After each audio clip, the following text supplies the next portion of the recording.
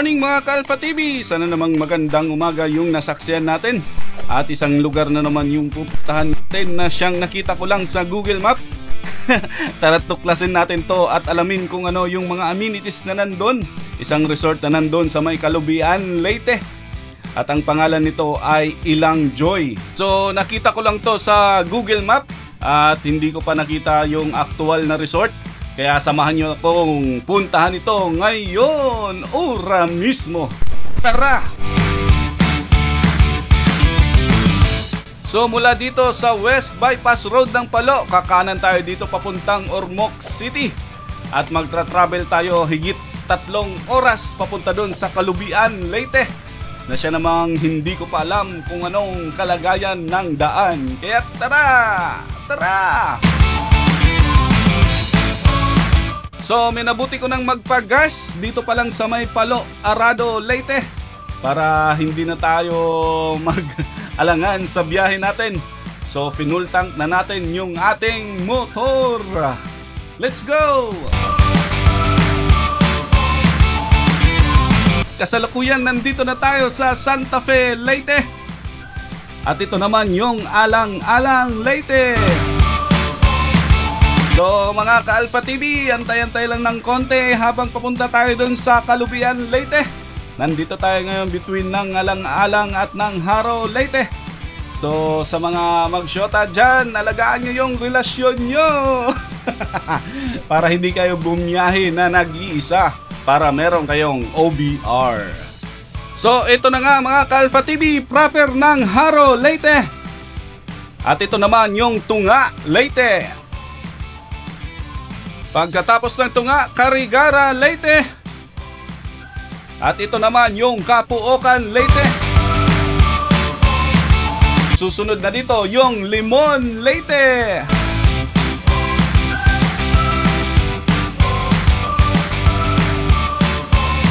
So kakanan tayo dito mga Ka-Alpha TV, papuntang Biliran nito at yung kaliwa naman yun yung papuntang Ormoc City. So dito tayo sa kanan papuntang Biliran Island at susunod naman itong Leyte, Leyte. Kung saan babaybayin natin tong daan na kay haba-haba. At sa may unahan, basis kay Google Map ay kakaliwa tayo papuntang Kalubian, Leyte. Maganda sana yung tanawin sa kanan mga Ka-Alpha TV. Kaso nag-aalangan ako tumingin kasi yung daan, tingnan nyo naman. Ayan o, aray. Bigla pa akong napasok doon sa oops. Yun yung sinasabi ko. Teka muna mga Ka-Alpha TV, teka muna. So mula doon sa malubak na daan mga Ka-Alpha TV, sabi ni Google Map dito sa may unahan ay kakaliwa na tayo papuntang Kalubian, Leyte. So mahigit 1.5 oras na tayo nagtra-travel. Kaya samahan nyo pa ako sa masasaksihan natin sa daan. Tara, tara, tara!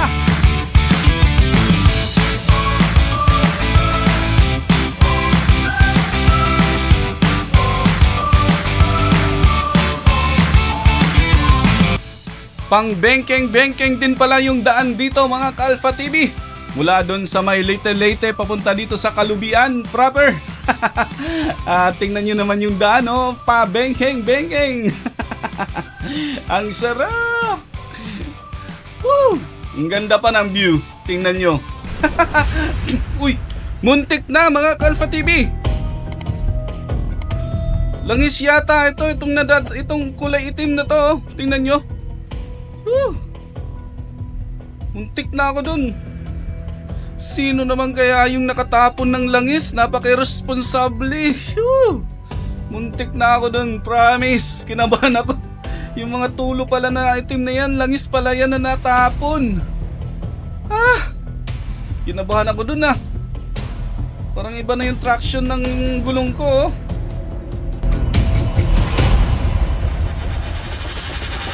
Konting ingat mga Ka-Alpha TV.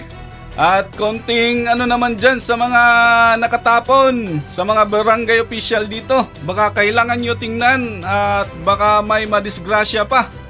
Mabuti na't maunahan bago may makuha pang buhay.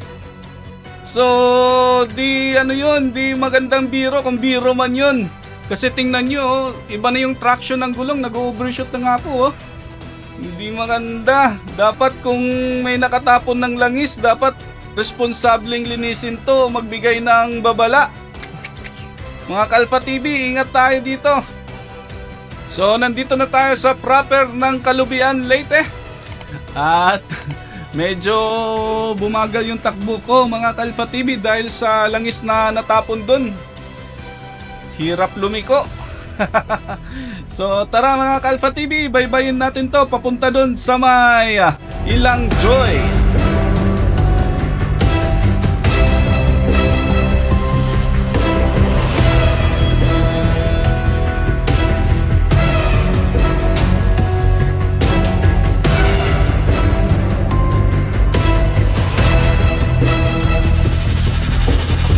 Pagkatapos ng 3.5 oras, narating din natin tong Ilang Joy Beach Resort dito sa Barangay Karyukan, Kalubian, Leyte.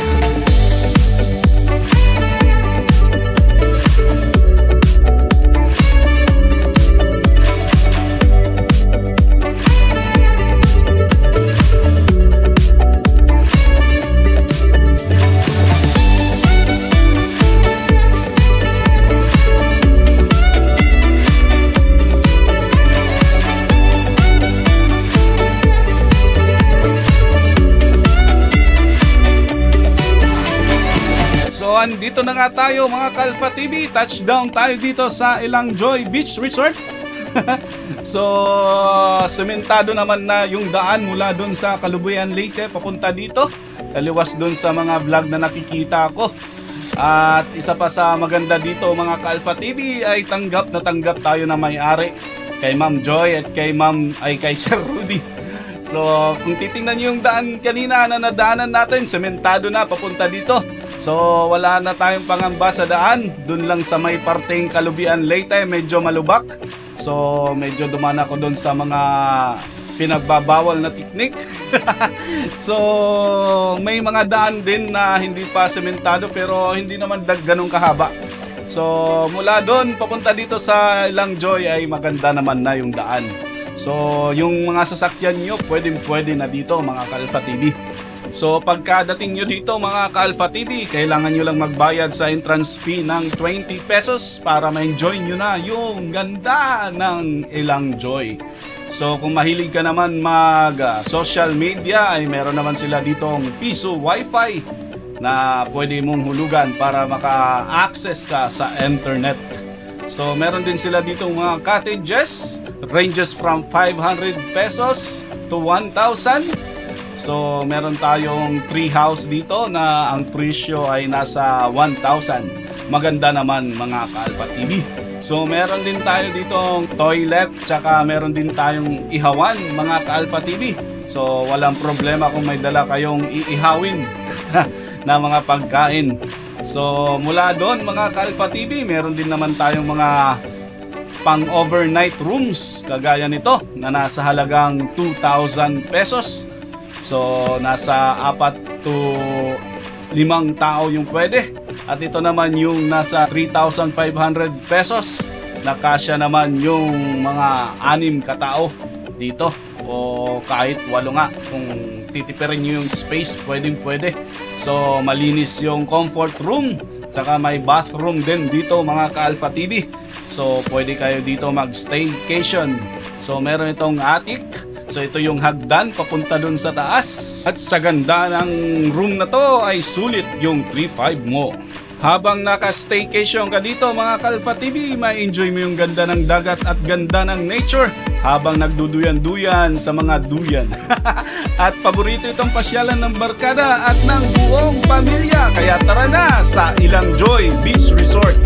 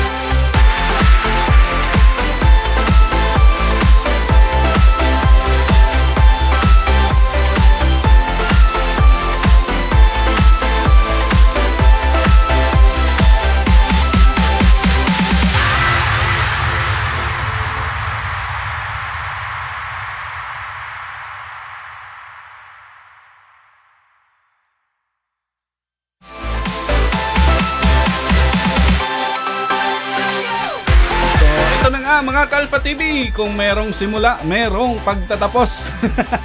So sana ay nag-enjoy kayo sa vlog na to. At sana ay i-like, i-share yung video na to.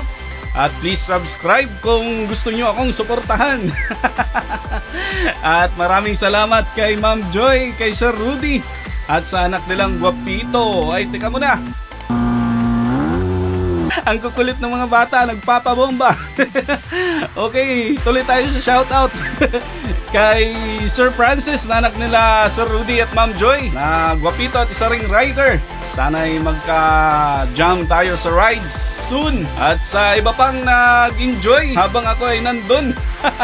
Kina Eddie Ranis, Hazel Ranis, Annalyn Ranis, JM Ranis, Gerson Ranis, Jose Junior Pable Ponce, Nancy Villacampa, Jeanette Cariloria, Makimaki, Sara Cariloria, Rosemary Cariloria, Edgardo Blanquer, Makoy Pards, Liam J, Sara Polo, at sa pamilyang Cariloria. Maraming salamat sa inyo at sana'y mag-subscribe kayo. At kaya na nga, sinoutout ko na kayo.